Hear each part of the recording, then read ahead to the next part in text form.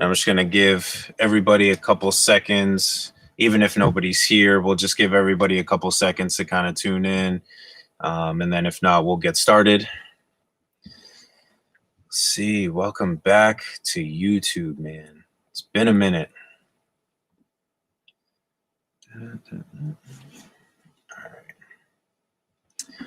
Well, ladies and gentlemen, without further ado, we are going to get this started. We are back. Right Mind Wednesdays is officially back, and I am super excited to be here today to have this interview with a very special person that I had the opportunity to meet.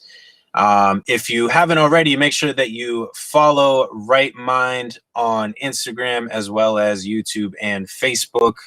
Be sure to check out our brand ambassadors, Blaise Training, as well as Turntable Teachers. Right Mind Wednesdays, where we are here to just have simple conversations and hopefully bring you some facts, tips, and tricks to help you out. Passion that you're trying to accomplish, focus on, or reach some sort of goal. We focus on fitness, mental health, music, and financial literacy. So if there's something that you want to discuss, feel free to share that with us. But without further ado, that I have here today is a super creative person, again, that I've had the pleasure to meet and chat with for a little bit, and more than one thing that I am very interested in. So I'm super happy to share this with you. I'll bring him in here now. But ladies and gentlemen, Mark Rivard, who's welcome, Mark. Pleasure to have you. Hey, thank you for having me. Super excited to be here. So Mark, let's introduce yourself and kind of share what it is that you do. I didn't want to give all the credit away because I could go on for days about all the amazing things that you do, because I'm just super passionate about what you do. So I figured I'd let that be your take. All right. Yeah, that's honestly that's probably the hardest question I ever get is, what do you do for a living? So, for sure. It's I don't have a great elevator speech for it. It's generally, some days I'm an artist, some days I'm running a brand, some days I am, doing God knows what consulting type thing, so I'm all over the place. But I generally, like to kind of sum it up by saying I'm a fine artist, a professional artist by trade. I started off my career illustrating skateboards, and I have kind of worked my way into a role as an educator. I own a brand called Do Rad Things. I do a lot of work on the educational front, especially working with students and skateboards, creating skateboard art with kids all over the world. I've done a lot of endorsement deals and things like that with different brands and different partners that have utilized my art or likenesses and things like that. So the roundabout way of putting it is I work professionally as an artist. I'm just kind of a creative entrepreneur. Awesome. Yeah, I remember when we finally got to link up because I had missed the first time that you came to my job, and I'm a super huge fan of skateboard art. I've actually began to start my own skateboard collection of just skateboard art. I'm not a skateboarder by any means. I step on one and I fall off. So I've decided to just keep it on a wall. But I do think that skateboard art is a piece of art in itself.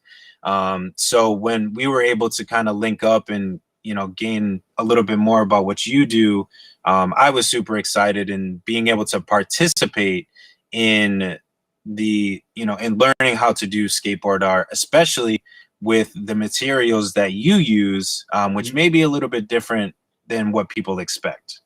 Right. Yeah. Skateboard art in general. I mean, it's kind of a broad term. It doesn't necessarily, it's a genre, but it's kind of a loose genre, if you will. A lot of people, there's a lot of different ways to approach skateboard art.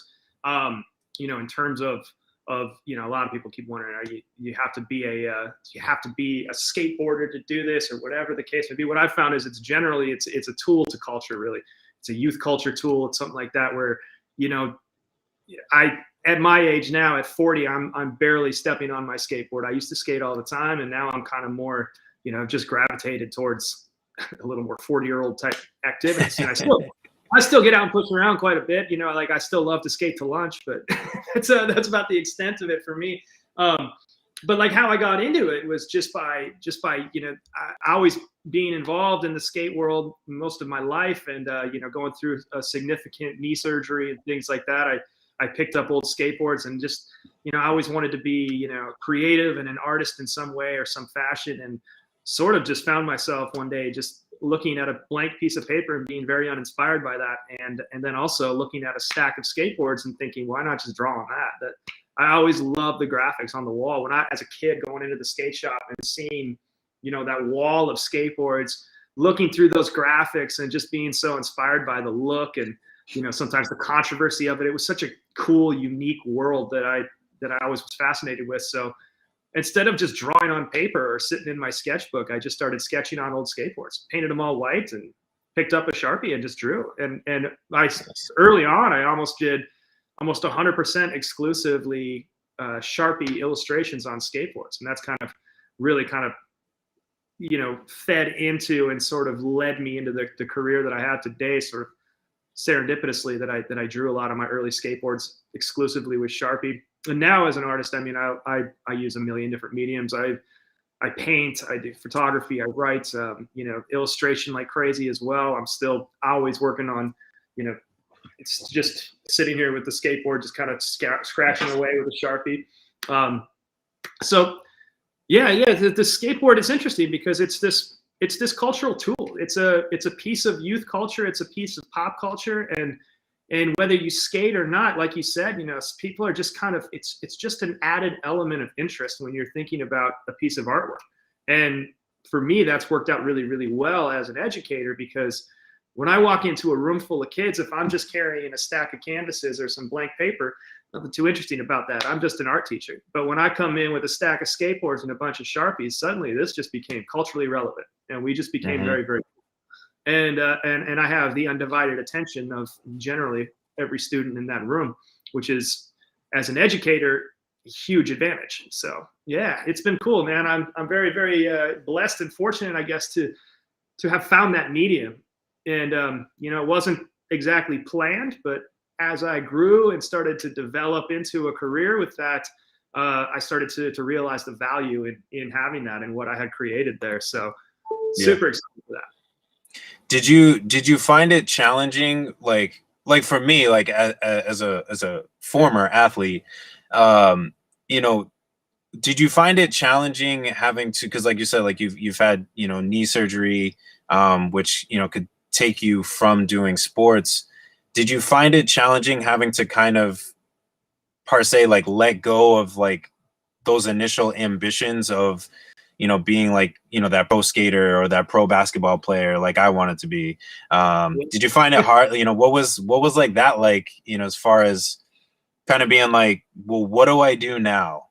Yeah. Right. Yeah. Well, I don't think I ever quite had the ambition, or certainly not to be a pro skater. I was never anywhere near anything on that level. You know, if anything, I could ski pretty well, but I wasn't there in terms of making a career out of it. You know, I did a little coaching for like a free ride and freestyle program. I mean, you know, had a nice life as an athlete, but it wasn't making me a living. And I think I always probably kind of knew that, but it's the joy of that activity really that kind of holds you there. I stayed in that space for so long because I love doing it. At the end of the day, I loved being on my skateboard. You know, now it's, you know, a lot of those activities have been replaced by, you know, less impactful athletics, you know, golfing, things like that. But I love that. And I still, you know, there's still that feeling. I still go out every day and go for a run or go play golf or just push around on the skateboard, whether you're doing something crazy or not, just even cruising. You know, even this last summer, I was in Hawaii and just even trying to surf. I mean, I know nothing about it, but just even just getting up on a wave, it's like, that's such an unbelievable feeling. And it was, I guess, to answer the question, like I never really had that moment of this is never going to be a job for me. It was always, I always want to have this. I always want to have that feeling. And I've still, regardless of whether it's been on a skateboard or a pair of skis, I've still found those activities, and they still exist in my life, you know? So it wasn't necessarily that I gave up something. You know, I don't think I never felt like I gave anything up. I feel like I just transitioned. I just grew. And I think that's just what people do. You know, you grow and you transition. And I'm still super involved in those things, in those sports and in those arenas. I'm very fortunate that because of the artistic medium being a skateboard, it's inherently kept me involved in that world. That's still the world that I engage in. It's still the business that I'm involved in. And it's a blessing, man. It's so cool to be part of that and to you know, still have that as part of my lifestyle, even if I'm not necessarily spending every morning, you know, trying to perfect the kickflip. Sure.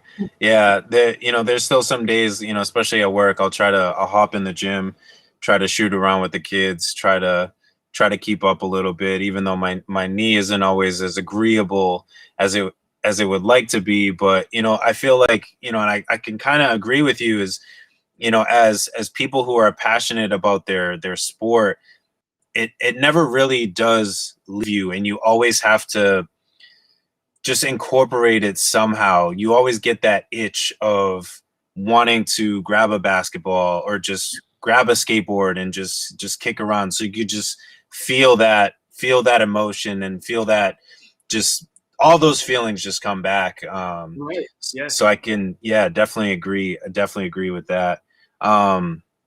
So skateboard art, one of the things that I noticed, which is a little bit different than I know for me, when I think of skateboard art, I think of, you know, either like slapping a sticker on or painting it on. You know, those are the first things that come to my mind. But when I met you and we did those courses through my job, you used something very different. And what made you get into using Sharpie for skateboard art versus some of the kind of typical mediums? Yeah. Well, to be honest, it was a matter of proximity. You know, when I drew my very first skateboard, I was just coming off a knee surgery. Classic story, you know, moved back into mom's basement and, you know, had to quit the job. I was not on my feet for, you know, a good 6 months, where I really wasn't hobbling around too well and was off my feet. And it was just proximity. That's the material I had. I guess, you know, I just had a black ultrafine Sharpie sitting there. And when I drew the first skateboard, this pen, you know, obviously I picked up I painted it white with a cheap acrylic. I picked up like a ballpoint pen that wasn't really working, and I just grabbed a Sharpie and I was like, well, that's got to work. It's a black permanent marker. And that's what I drew. Just real simple, just black and white illustrations on really crudely painted skateboards. And it ended up just being this, like, you know, serendipitously, it was just the medium that worked. It just, you know, I liked the way that it felt on the skateboard. I liked the way that it had the crispness. It had a depth. It was a great medium to kind of build into. And it was just, you know, it's totally serendipitous sometimes. It wasn't something that was super planned at first. But then eventually, you know, I started realizing, like, man, I've done, you know, now hundreds of skateboards. And early on, I would say the first probably 100 skateboards I ever did were exclusively done just as Sharpie illustrations. And, you know, my mindset was always, I don't come from the art world. You know, I'm not this like art school graduate. That's not my world. I don't come from this world of you know, just overwhelming circle of art talk. I'm very like literal in business, and I come from a world of endorsement and sponsorship and things like that. That's the world that I understand. I approached art like an athlete. I approached the art business like an athlete. And once I started getting some actual connection to the brand at Sharpie, everything kind of opened up to me. What I saw was this sponsorship opportunity. I looked at Sharpie like LeBron looks at Nike, or like, you know, like a soccer player looks at Gatorade. You know, these are the ways that I learned how to endorse and promote my artwork. I never even thought to go and attack a gallery. I didn't think to like go put my work in front of these art galleries. I thought put my work in front of these brands. And then, you know, that sort of led to the Sharpie endorsement deals that I've had. And then that's kind of led to the ability to actually start small skateboard companies, you know, creating these little individual skateboard runs. And that's, you know, led to actually purchasing the skateboard business and, you know, actually kind of Just a few years ago, I took over. I had a skateboard distributor that I ended up buying out and took on all of the, I approached it from a business standpoint. Really, my art career is a result of a business mindset more so than an art mindset. For sure.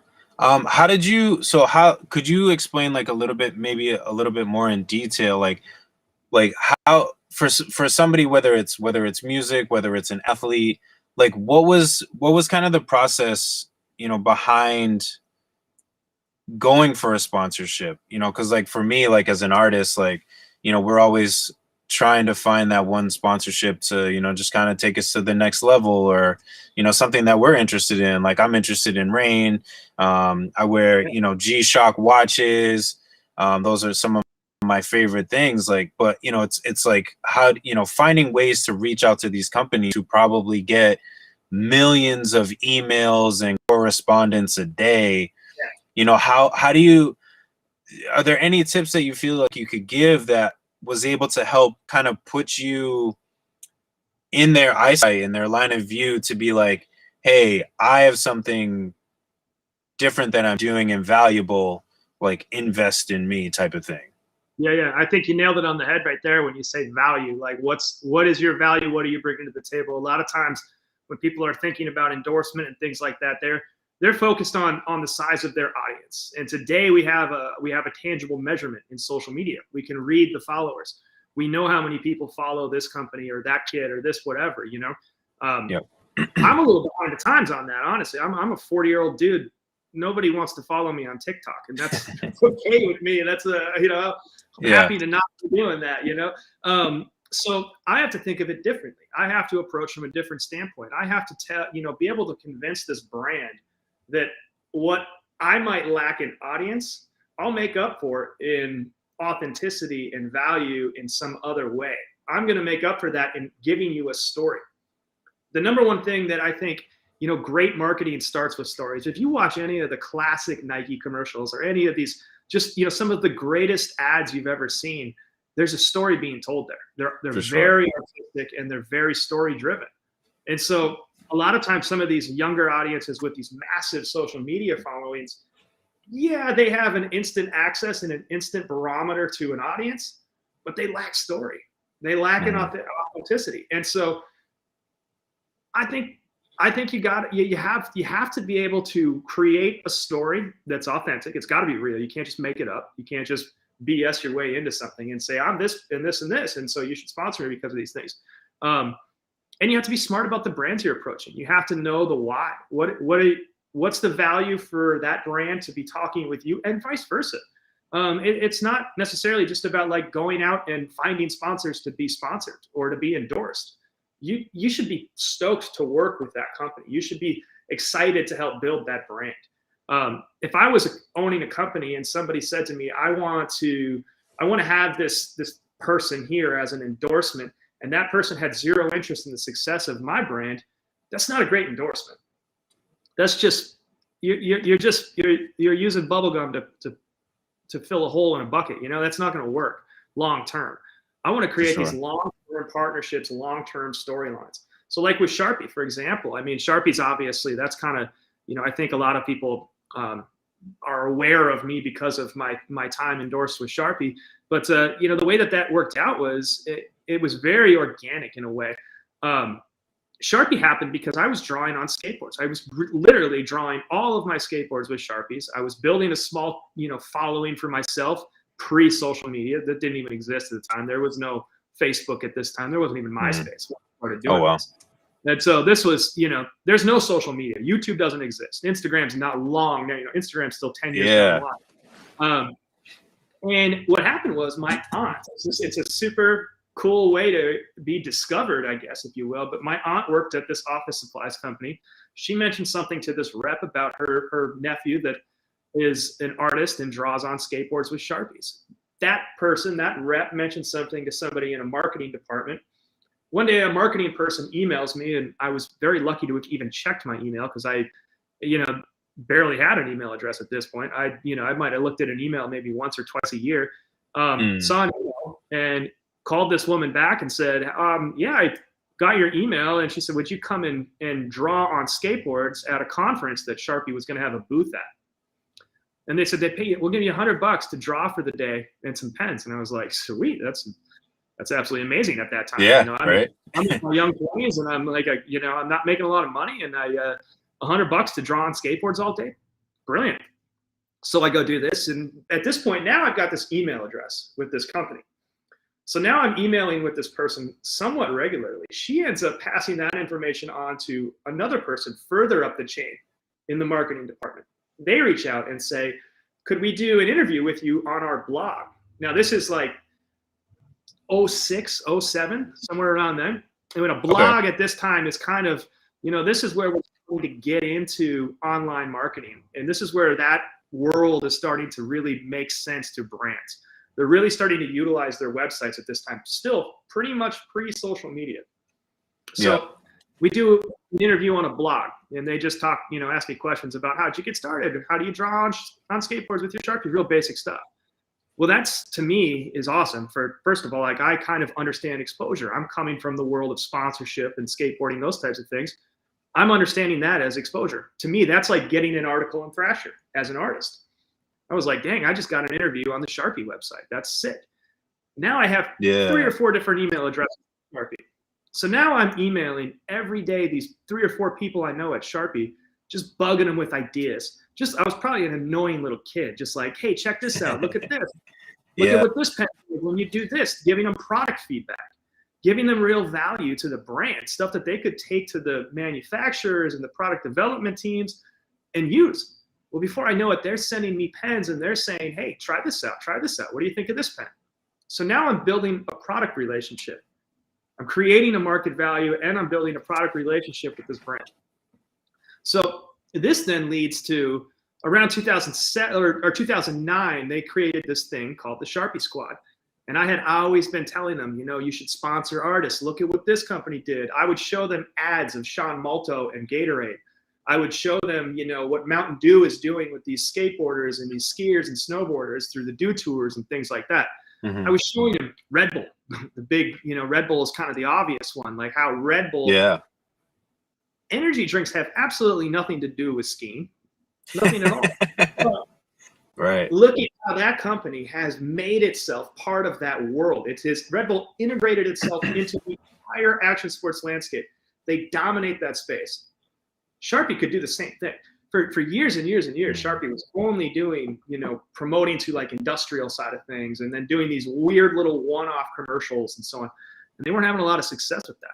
The challenge here, though, is that Sharpie didn't need to, in my opinion. I'm speaking for myself right now.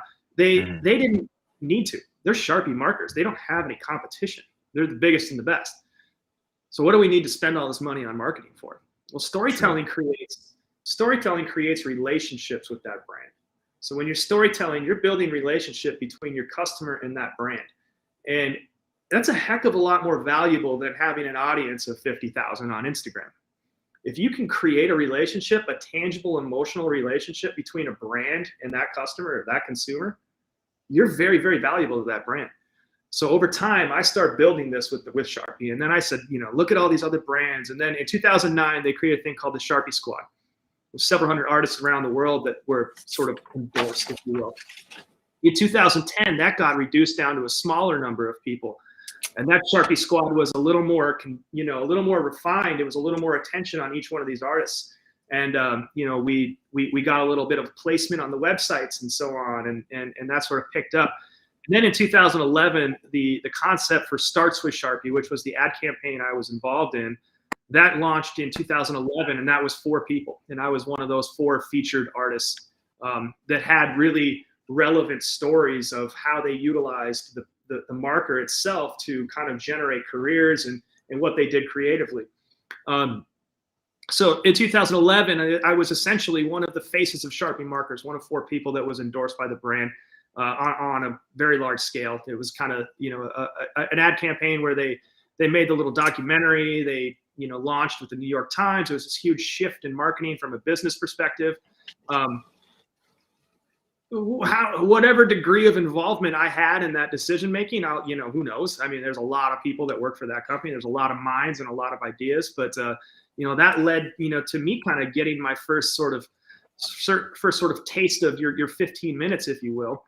And I realized that too. I took the idea of this endorsement. There's value in that endorsement now for me.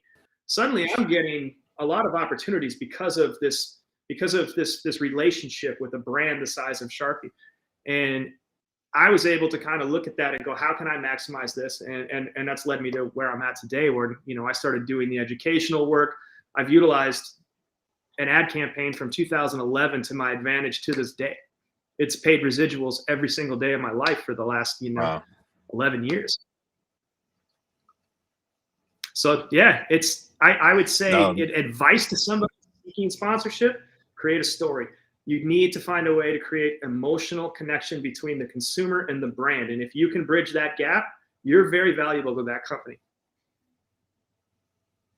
I think one of the things like that really stood out to me too was that I think a lot of people miss is, and I think they should take advantage of, especially as a consumer.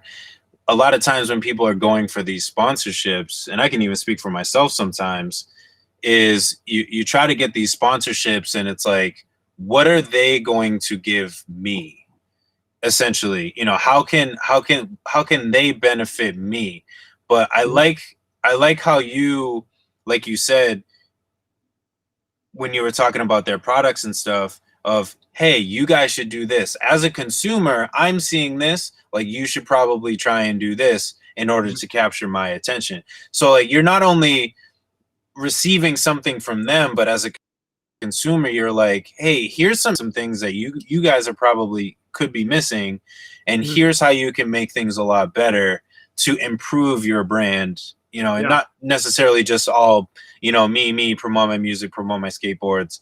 It's all about me type of thing. So I think for a lot of people, they kind of miss that mark in how can, in almost in missing the mark, almost decrease their own value of who they are as people and what they can give. They just see, Sharpie and Nike and like, oh, they're these big, huge conglomerates. Like they have everything. They're all set. And almost, again, kind of devaluing themselves of what they can actually do and provide. You'd be surprised, it's just some small, simple idea and can take off. You know what I'm saying? So, for people, to add on to that, and just hearing from what you said and kind of learning from that, whoever's trying to go for that endorsement deal, from what I'm taking from it is, don't devalue yourself and the input that you could provide to these big, huge conglomerates. Have an opinion, have a thought, have a voice in that as well too. Yeah, and that makes perfect sense. Exactly. And I think, the one thing you always got to keep in mind when you're talking about endorsement or sponsorships is they're hiring you, not vice versa. You're not hiring this company to work for you. They're hiring you to work for them. When they're hiring you to endorse that brand, this is where I think a lot of times egos get in the way and things like that. And it's like, if you're even in a position to be asked by a company or even spark a conversation with the brand, you're in a really good position. You're very fortunate, but you always got to realize they're hiring you, not vice versa. It's what you can do for them. And if you do that well, you're going to get hired back. You're going to get hired bigger and better next time. And that's how your growth happens. But it's super, super important to always remember, they hired you, not the other way around. That doesn't mean that you have to bend over backwards and give up your moral compass or your anything, depending on what the brand is. That doesn't mean that you have to somehow sacrifice who you are and what your creative vision is, but you do have to understand that dynamic, and that's just good business. Yeah, and that's what, that was actually, I'm glad you said that point. It's funny that in not losing your own creativity, I've made a song called NSFW, which is not what people think it means. It means No Sale Freedom Riders, which I was trying to, so the point of the song is, I'm not, musically, I'm not going to take a deal if that means that I'm going to lose my mental health. You're going to change who I am as an artist for the reason that you signed me. So you signed me to wear camo hats, but now you only want me to wear black. Right. But that's not why you signed me. So I am not going to take a deal that is going to lose my creative integrity and change who I am. So, you know, that was just my kind of word of advice to anybody out there, is always stay true to why you started, what your values are as far as what you're doing, and stick to that. And if you're, and just stay true to that, because that's just being honest with yourself and being honest to your fan base. Yeah. If you change is why you started in the first place, and basically your brand of who you are as a person and a brand. Yeah, totally, man. And that's, you know, you always have to remember too that it was your creativity and your vision that even got you in the room. And so, you know, you don't have to sacrifice too much when you do realize, like, it is what I've created that got me to this conversation, you know. You know, it's a fine line, you know, and trust me, a company is going to push that boundary no matter what, whether they realize it or not. It's generally not intentional. Nobody's intentionally out to take advantage of somebody or something like that. But they have an objective, and if they need to get to their objective met, you know, and that's the, you know, point A to point B, creates some compromise and some sacrifice. And that's not to say you don't ever not bend. You can, just, you know, you gotta be confident about that, and you have to have a clear vision of what you want to say, and you know, be smart about what brands you're tying yourself to. Just because someone's willing to pay you doesn't mean you should take the money, you know. Right.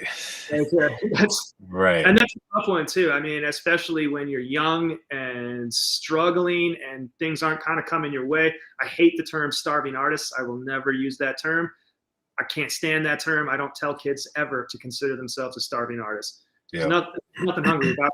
Like, you're already rich in creativity. You already have what it takes. It's just a matter of finding the right angle and the right lane. There's no such thing as well, I suppose there are some starving artists, but I think that's a really poor mindset. That's a very self-loathing thing to be. I'm not a starving artist. There's nothing about me that is begging.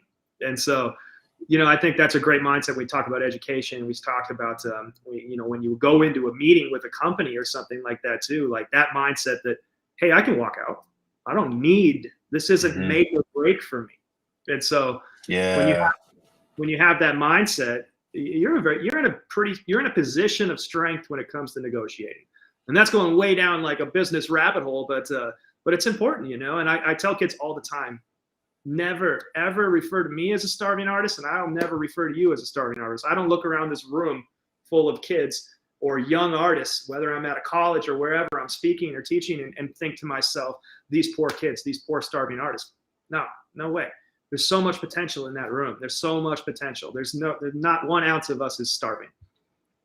For sure. And that's, you know, that's one of the reasons why I started this whole kind of Right Mind page, and I'm sure like what you did with your art, and we'll get to that in a second with Do Rad Things and everything like that, is, you know, my mission in music was always seeing that I never want someone to not be able to do music because they couldn't financially afford it.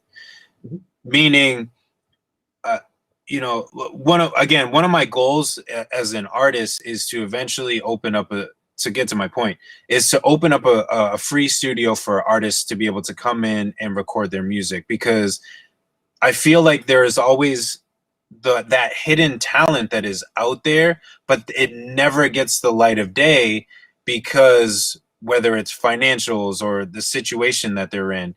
So if I can provide opportunities for people to see that and be like, no, you're not just a waste of space, and you do have creativity and it can be shown, let's make that happen.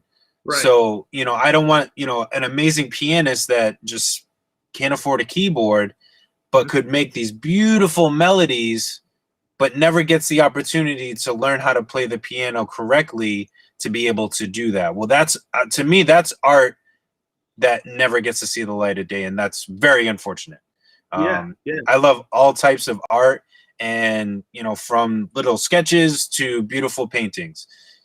It's got to be able to be seen. Art is meant to be seen, not hidden away. Mm-hmm. Yeah, totally, absolutely, and there's value in that too. There, art in general, no matter what it is, whether it's performing arts, visual arts, musical arts, there's so much value to the world and the culture, and to just how we exist in those creative endeavors. And oftentimes I think art gets just lumped into this idea of nonprofit. And I disagree with that. I strongly disagree with that. I think we as artists are always kind of stuck in this world of nonprofit. Well, quite frankly, I don't think there's very few things in this country that are nonprofit, that are truly nonprofit. And we as artists generally have a really hard time convincing, the more financially driven aspects of a business why this is still valuable. But without the arts, without those creative sides of things, most of these businesses don't have a hope and a prayer of surviving. You could create the greatest energy drink in the world, but if it's just sold in a clear plastic bottle, you're not going to have a very good business. You might have the greatest energy drink on earth, but your business is garbage. You have to, as a business, as a brand, you do to some degree rely on the arts. And there's a lot of value when you present it like that to somebody that's looking to invest in you. And that, all of that, that trickles into every aspect of art, whether it's music, visual, doesn't matter. Being creative is an extremely valuable thing to be.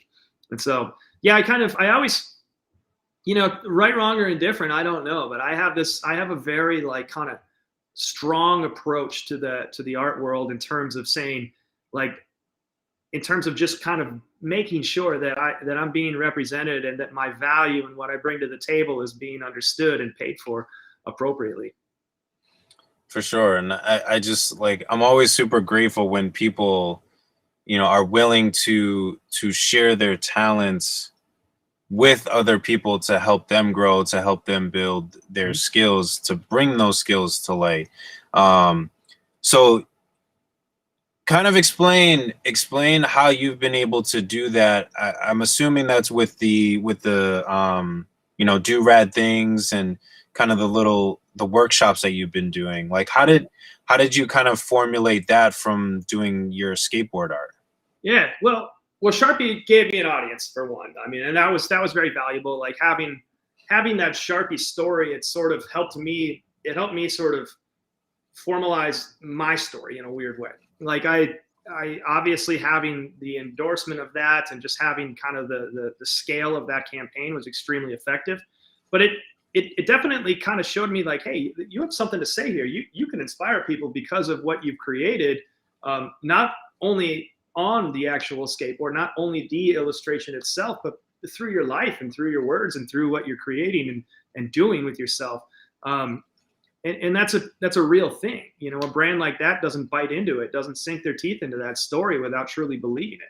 And so, right. When that starts to happen, I started speaking at schools and getting asked to kind of create these things. And I saw myself in so many of these kids I was meeting.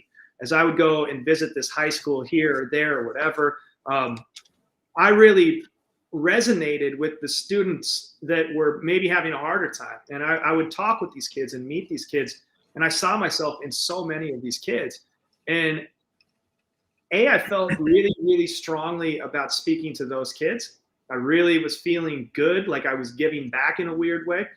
I thought, if my story helps this kid, that's really impactful. As a visual artist, as somebody that paints and draws on skateboards, definitely.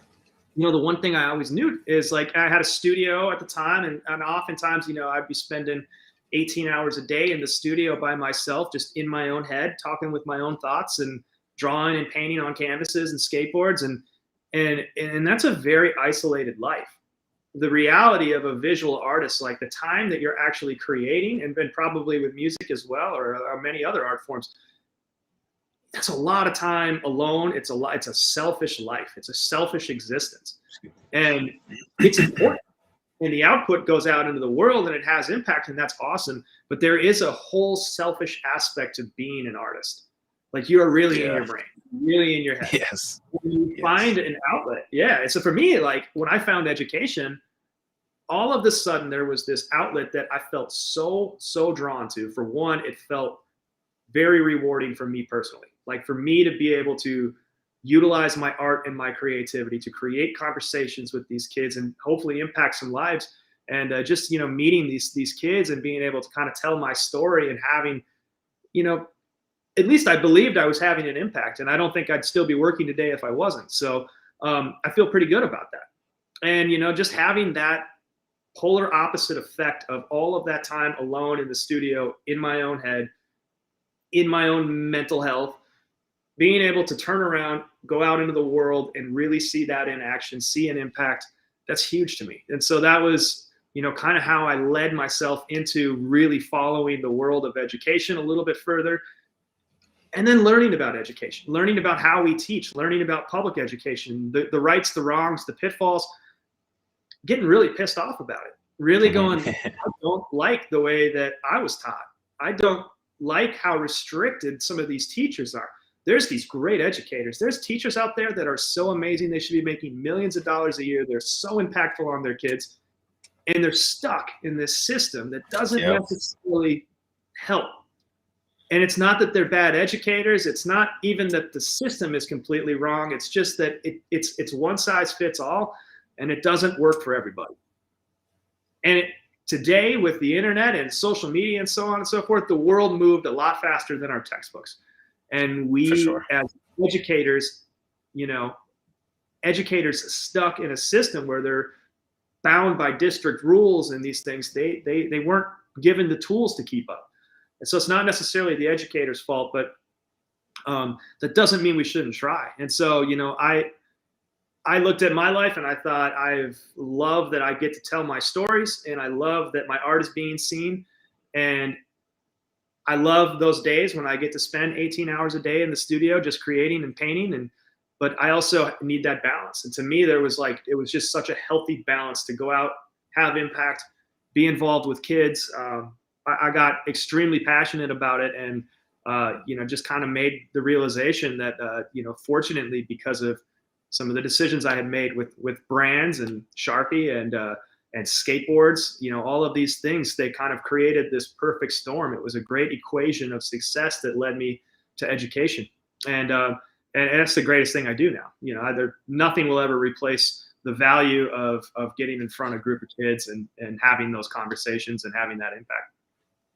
Yeah, it was for me, as the adult staff that was in on that session, and someone that has been growing in his own art form, trying to not only in music, but I as like I draw as well too, and I sent you the skateboard that I did. Yeah.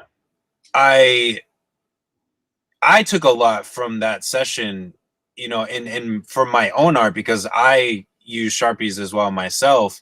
And even some simple things that but it doesn't click, and then you hear it again and you're like, oh yeah, that makes total sense. Yeah. I did another drawing, and I started with the light, and then I added the darker colors over it, and it drastically changed the output of what I was doing. And it was something so simple, and I was like, I wish I had done this a lot sooner, and wish I had known that. But I'm glad that I took that class, and I was able to take that class and be there and to do that and just learn even something so simple. So it's just cool. That's awesome to hear too, because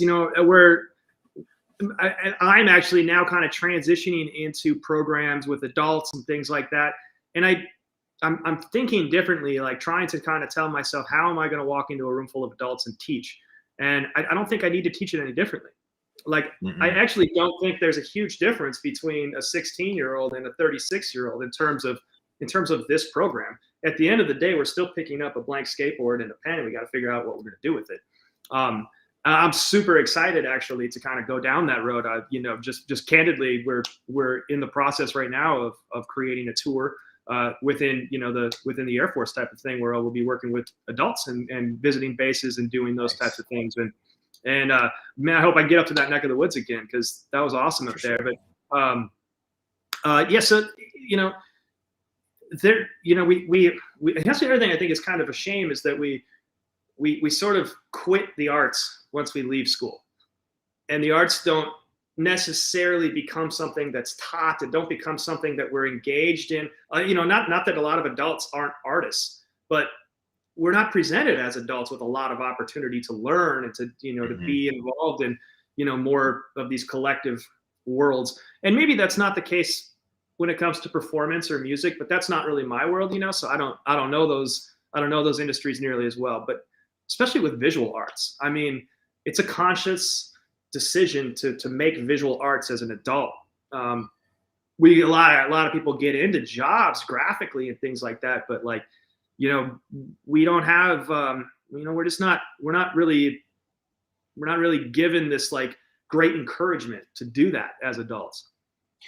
Which there's still value in it. Whether you're gonna make money on it or not, it's irrelevant. It's super valuable to sit down and do that, to go through that process. So yeah, unless it's your major, I'm just speaking from when I went to college, unless it was your major, I never saw an art related thing my entire 4 years in college.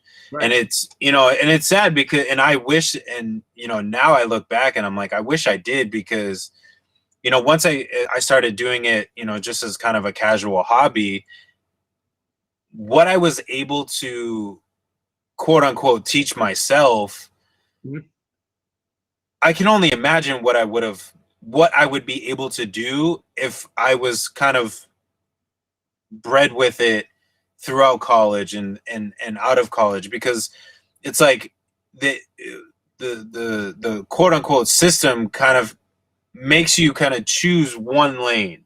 It's like either you're going to do art, or you're basically unless you choose to do it, you're never going to see it again.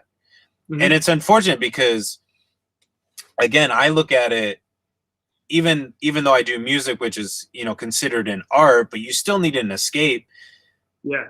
Drawing for me is that escape of just getting out of my own mental space. Like you said, with Do Rad Things, is being able to get out of my own mental space of music, still being creative, but putting it in a different medium, in a different platform, and a different brainwave that just takes you away for a few minutes, a couple hours, and just allows you to just escape, reframe your mind, just kind of reset everything. And it's such a beautiful feeling. And I think people need that, especially even just in the working fields. You're a lawyer, a doctor, whatever you do, work at CVS, you got to have some type of just outlet and resource, because not only does it help you just escape, but it helps with, your mental health. It keeps your mind working, and not just sitting at home and maybe, dwelling with your thoughts, or, just looking at your situation. It can just be that escape by just grabbing a piece of paper and a pencil and just being able to just sketch and draw, or some other type of art form. It doesn't necessarily have to be drawing, but some type of art form that just allows you to be creative in a different way, because art helps keep your mind moving and thinking, and it takes it off of other things. Or 100%. like writing, you can take what is in your head and put it onto whatever medium that you're using, whether it's writing or painting or drawing, etc. So I can definitely agree with you in that, kind of removing the art as you get into, whether it's your education or whatever, to remove that, I feel like is a huge disadvantage, right? To a lot of people in many different aspects. At least have some type of platform with it, or availability option to do it, versus, oh, it's your major, or you're over here in marketing like I do, like I did. Yeah, we lose sight of this, and there's I'm not like a suit. There's we lose sight of the value in just simply just simply doing this simple thing, whether that's drawing or painting or, you know, whittling, I don't know, whatever it is that you do that is kind of your creative outlet, we lose sight of the value of that sometimes. Like I often find, you know, I find myself, believe it or not, like the thing that got me into this position in my career is drawing. And it's one of the things I have the least amount of time to do. So, you know, I might spend a week just emails, just grinding through travel plans, a tour, you're on the road, you're a million different things. You gotta do the invoice, you gotta create, you know, you're all over the place. There's so much, you know, 95% of it is business, 5% is creative. Yep. Over time, you know, that'll beat you down. Like that gets tough over time. And then, you know, then I'll realize, my God, I haven't picked up a pen in a week. And some days, you know, like just having that 5 minutes at the airport where phone's off, laptop's closed, even a tiny little pocket sketchbook where I can just pick it up and just for 5 minutes, just put some ink down. That to me is like a recharge. It's a simple thing. It's plugging my phone into the wall, the phone in my brain into the wall for 5 minutes and just putting some ink down. And that's so valuable. And it brings me right back to why I'm out there doing that, what I'm doing, what it is I do for a living, you know, and how grateful I am to do it, you know? And it's super important. And I think adults, oftentimes, one of the biggest shames is we never find that outlet. As an adult, you don't find the thing that you're passionately in love with creatively. Maybe you know what it is. Maybe you've always loved this thing, but you never really had the avenues or the tools or just the simple courage to sit down and try it for a little while, you know?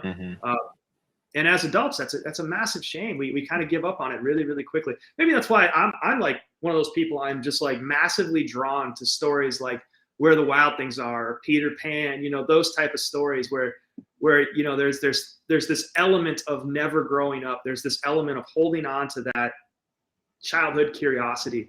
And, you know, it is a shame. We see it in fables all the time that we lose that as adults. And I understand why. I understand how. It's easy. I lose it. You know, I'll go many, many days without like truly being a creative person, but I can feel it in my mind. You know, I can feel it in my mental health when I haven't done that thing. And it looks different. Sometimes it's like, you know, I've been in the airport all day. I'm on the road. I get to wherever I'm at, and I sit down at the hotel restaurant for 10 minutes and I just scribble on a napkin even. And it's just like, whew, it's a breath, you know? Finally. And, so yeah, I do think as adults, we, you know, hopefully I'm hoping that what I'm going to bring to the table is kind of a way to kind of open up those conversations a little bit, you know? And it's awkward at first. It's tough at first. Like it's very interesting watching adults sit down and be creative together. It's especially when they're not used to it, when it's not something you do in your day to day. But once you break through, it's a pretty cool thing. You know, I think we all have it somewhere, whether we found it or not. We all have that creativity, and it's very, very valuable. It's super important to mental health. It's super important to just your well-being in general. And I think it makes every aspect of your life outside of that creativity that much stronger as well. Yeah, I think it's one of those things where, like you said, like you're going to be kind of starting with the adults, is it's going to be like that super kind of like awkward, interesting kind of first couple minutes. But like, I feel like it's going to be one of those things where you put the board in front of them, you give them the, you know, the instruction, and then, you know, gradually you just see the wheels start turning, and like, you know, then there's the line on the board, then there's like the ideas just start creating, and then, you know, they start like they start realizing it within themselves, you know, what they're actually capable of doing, even if it's something so simple. But like you said, like we just kind of lose that focus and that track of being creative and being a kid. I just wrote a song about that too, about it's like We Can Dream, and I talk about, you know, racing, you know, the little cars, and how you could, you know, jump over a planet, because in your imagination jumping over a planet is the easiest thing. But as we get older, we just kind of lose that creativity, you know, to be able to do those things. And like you said, just for therapy and mental health and being being provided those opportunities to be like, here's a skateboard or here's a medium. Yeah. Let's leave everything else outside and let's just be here and draw and be creative for an hour and a half, however long the session is. But let's just leave all that stuff out there. Yeah. And let's just see what we can do and just have some fun with it. And I think the other thing too is there aren't as many, well, not that I'm an expert at it, but you know, I don't feel like there's a lot of opportunities that are presented for, I'll say, adults. You know, you have your couple, you know, your paint nights here and there and stuff like that. But you know, those are the typical things. But then, like you said at the start of this, I have a bunch of skateboards and some Sharpies and go, hey, throw down on this thing. People are gonna be like, wait, whoa, that's totally different. Hold on. Let's take a wait. You said draw on a skateboard? I thought we were gonna draw on some canvases like we do in normal art class. But you got some skateboards? Okay. Now the tables have turned. Let's really make something out of this. Yeah. Yeah, our adult program that we're going to be doing is called Boards and Beers, and it's kind of modeled after like awesome. A wine and painting night.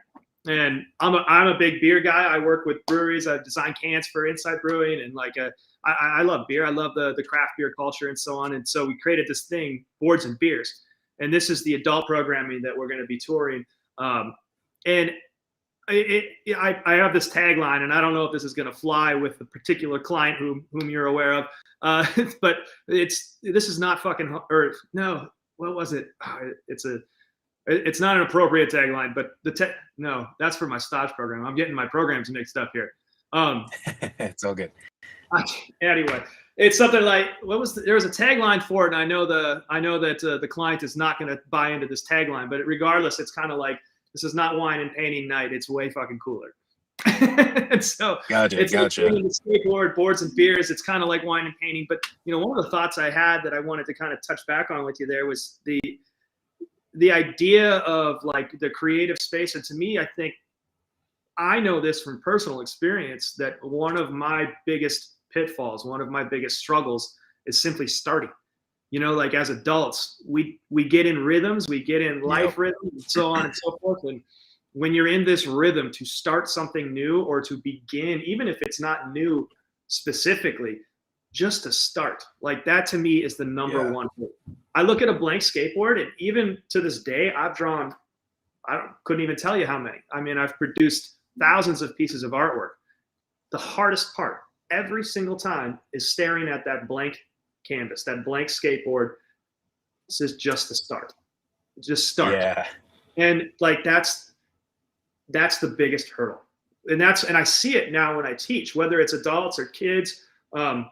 Really little kids have no fear. They're just going. They want to throw their pen down so fast and just go. That fear grows with age. The older people that I work with, the oldest people that I work with have the hardest time starting. They'll stare at a blank skateboard for an hour and just put the pen right up to it and pull it away. And it's so hard to start. And that I think is kind of the most interesting challenge of it all, is just to start. Like once you start, once those first few lines are down, the floodgates open. And I experience it as well. That's the hardest part for me with any creative endeavor. It's just to start. Even with an email. I mean, and I think that translates into the rest of your life as well. So it's a practice that the drawing creative outlets become practices for all these other things that we do. If I'm writing an email to a client or a customer, or I have, you know, something with some tangible risk involved or whatever, I'll stare at that email for 15 minutes and before I write that first sentence. But once those first one or two sentences are down, it's like, and I'm going. Yeah. You know, but just start. That's the hardest part. Just start. And once you start, all of a sudden, all those fears are gone. Everything's good. You're cruising. But, you know, even as adults, the older we get when it comes to creativity, the harder it is to start. And so there's something about that, and it's something I want to hone in on further as I do more work in the world of adult arts and things like that. But yeah, it's kind of interesting, man. It's an interesting conversation to have for sure. Yeah, I know. Like, speaking for me, I know I tend to overthink sometimes, whether it's drawing or if it's even writing a song, of well, physically it's like, you know, oh, that's not good enough. You know, I start over, you know, I can do better. I can do better. I can do better.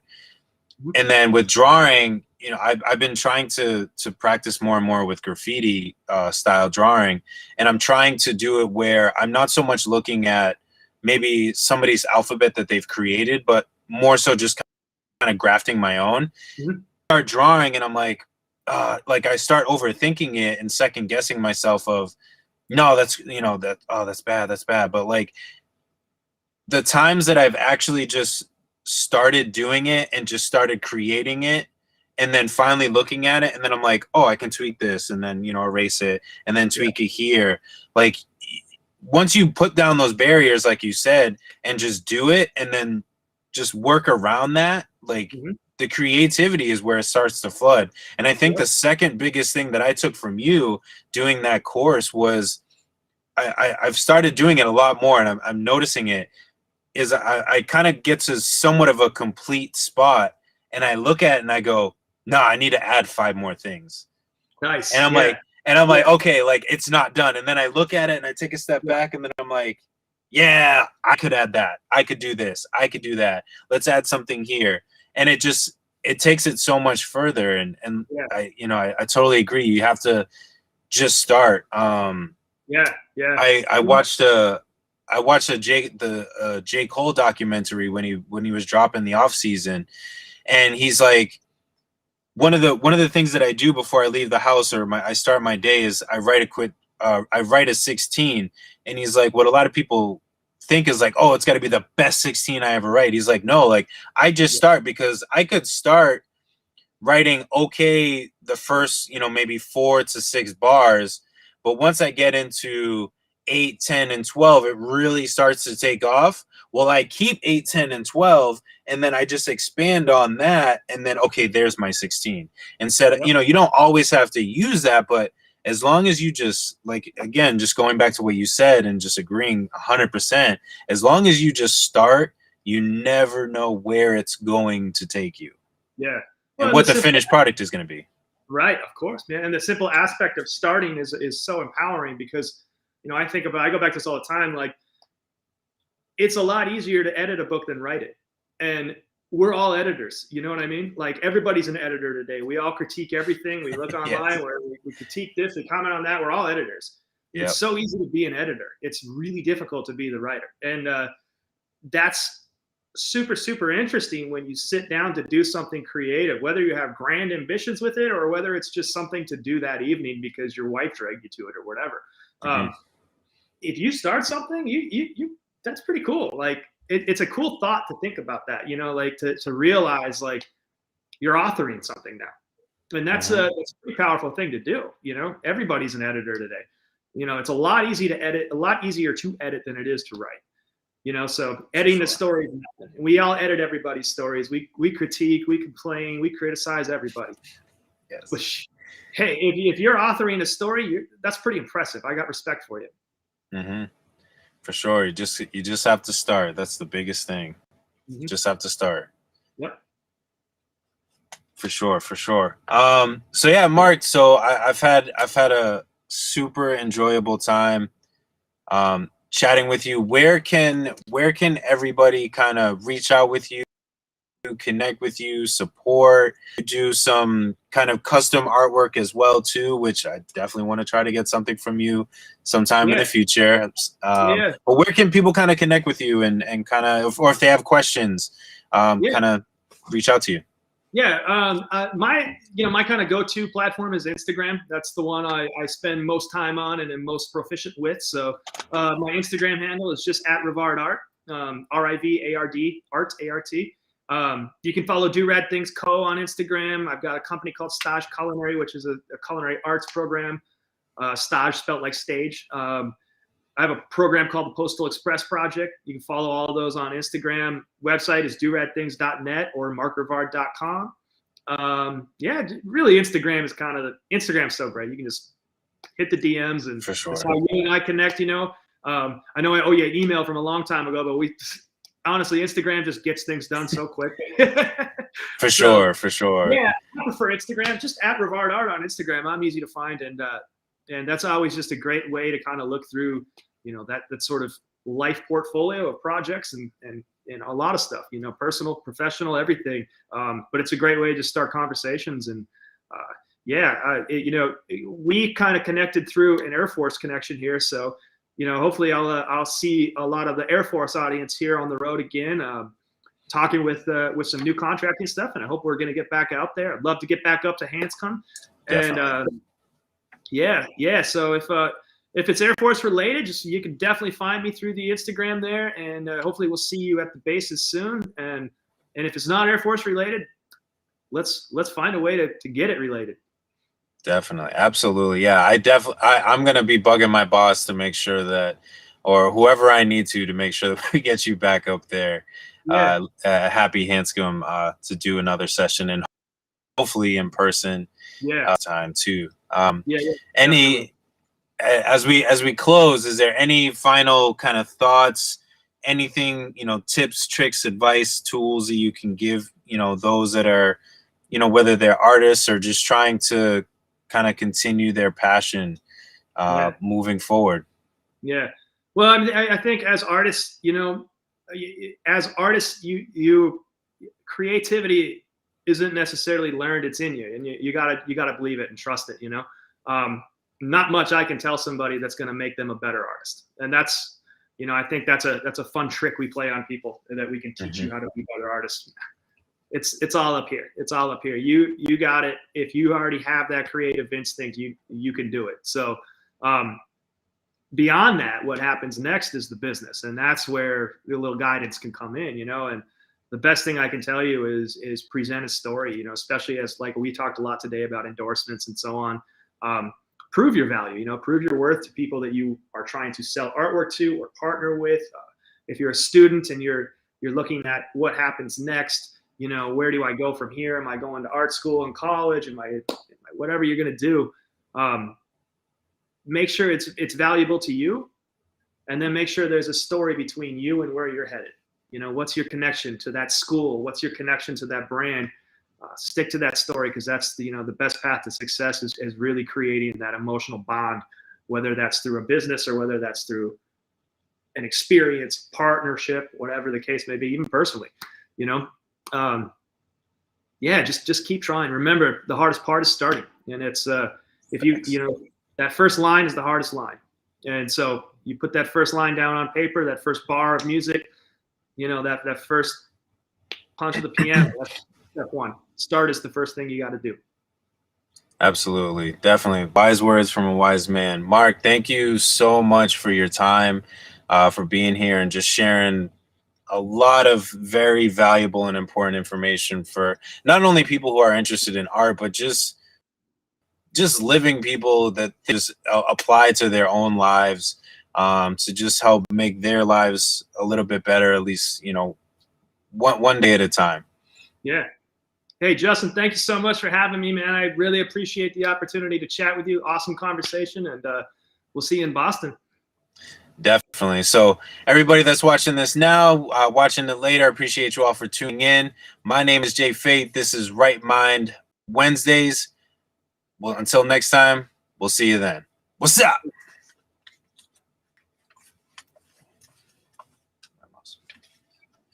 I'm just going to kind of close this out as soon as I can find my mouse. All right. And of course, as I'm trying to close out my mouse,